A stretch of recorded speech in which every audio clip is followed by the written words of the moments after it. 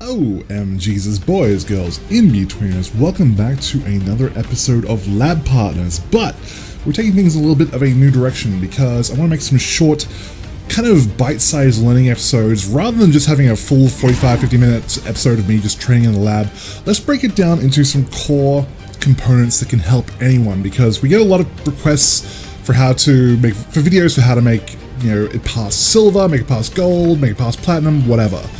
And I feel like rather than trying to do that kind of targeted training, I like to do something a little bit different where I can cover off basics of Juri and how to play Juri that will help anyone at any level. So that said, let's jump right into this. So the first thing I want to talk about with Juri is something that I feel like very few tutorials ever really cover, which is what her game plan actually is. How do you actually play Juri? What's your strategy going to be? How are you actually going to try and bamboozle, outfox, just get the upper hand on your opponent?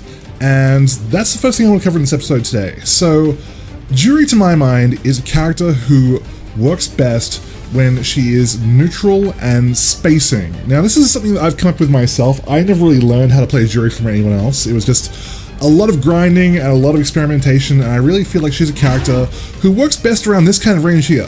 When Juri's at this range here, this is when she's at her most potent, I feel, because she has a lot of buttons which she can use at this range, which will give her an advantage over her opponent that they really don't have an answer for. So we're going to go into those a little bit later, but that's kind of what I really think. She works best at range, she works best at this kind of range. What she does not work best at is when she's up here, when she's in close. This is actually a little bit of a danger zone for Juri unless you know what you're doing. Now, you do need to be at this range sometimes, and that's fine, but you don't want to live here. This is not where you want to live. This is the space here where you really want to be. So I've talked about how Juri is a character who works best at this space, but what do you do at this space? What is the way that you try to get damage? What's going to be the mindset that you're looking for?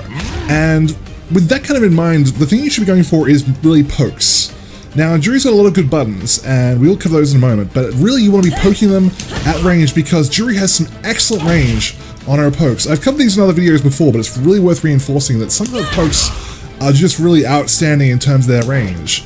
And like I said, a lot of characters do not have an answer for when you're attacking from these kind of ranges. So you want to be here, you want to be, again, around this kind of range, and you want to be able to hit and run.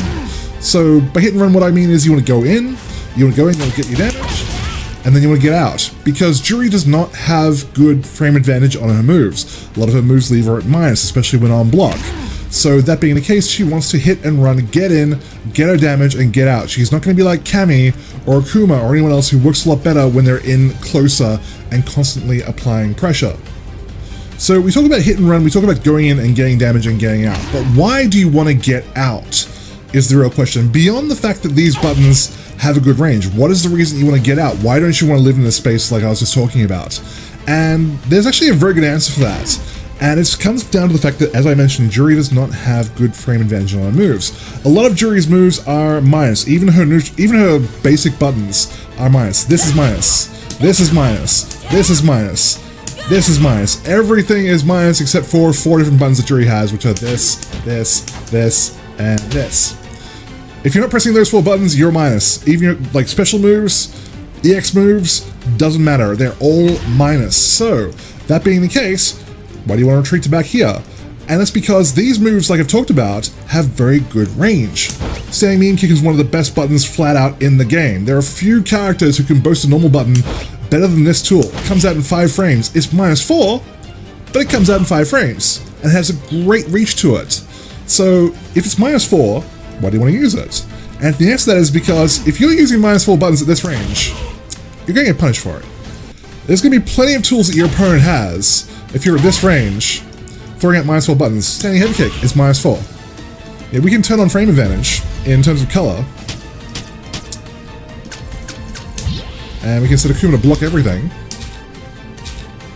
Whoops, went past it. And you can see, we're -4, we're minus, we're minus, we're minus. It's a very common story that you're going to be minus on a lot of your buttons. We're minus. So when you're at this range, you can be punished for it. However, if you're at this range back here, because you're only -4, No one's going to have a 3-frame that can punish that. There are characters who do. There are a few exceptions to the rule, and I'm not going to cover what they are because I don't want to go into great depth. I want to keep these videos short and sweet. But at this range, there's very few characters who can punish with -4. Almost zero of the cast can punish at this range because you're so far out. Same with standing heavy kick. You're so far out that even though you're -4, it doesn't matter. You may as well be plus at this range because they don't have a button which can punish it. If you're up here, then you're going to get smashed for it. But if you're back here, suddenly it's a different story. So those are the things to remember. That's why you want to be at this range. It pays with Juri to actually back off because it makes your weaknesses less obvious. You're operating in a range which gives you the advantage and not your opponent. So that's why you want to be at this range a lot of the time. Okay, so we talked about the ranges that you want to be at when you're playing Juri, but what are the best buttons at those ranges? Well, you did see a couple of them there, but I will go over them right now. Her best buttons, to my mind, are standing medium kick. Like I said, one of the best pokes in the game by a country mile. Exceptionally good in terms of range, in terms of speed, in terms of what you can do with it. The only drawback is that you cannot cancel off of it when you only hit with the second hit of it. Standing heavy kick, again, has a lot of drawbacks, but great range, moves Juri forward. Crush counters. Lots to love about this button. Standing medium punch. As you can see, it has a good range. It's one of the few buttons that Juri has which is actually plus on block. And it's just a good overall harassment tool. Crouching heavy punch is Juri's anti-air. We will get into anti-airs in a later episode. But this button just has very good anti-air properties to it. So you want to use that a lot for your anti-airs. And lastly, her back heavy kick. Does not have a great range to it. You will get that second hit whiffing a lot if you don't space it right. But excellent for confirms. -2 on block, so it's safe by itself. And is just really good in terms of just overall damage and confirms that you can get off of it. So in summary, Juri is a character, as I said, she's hard to master, she's hard to learn. But she is rewarding if you are the kind of person who enjoys harassing your opponent at distance, using the particular buttons that give you the best range and the best advantage at that particular range and follow-up options, and basically taking tools away from them and making their life miserable.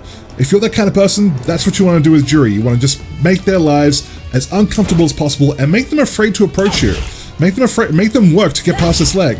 This leg is what I call this leg the wall, because it's going to keep people out.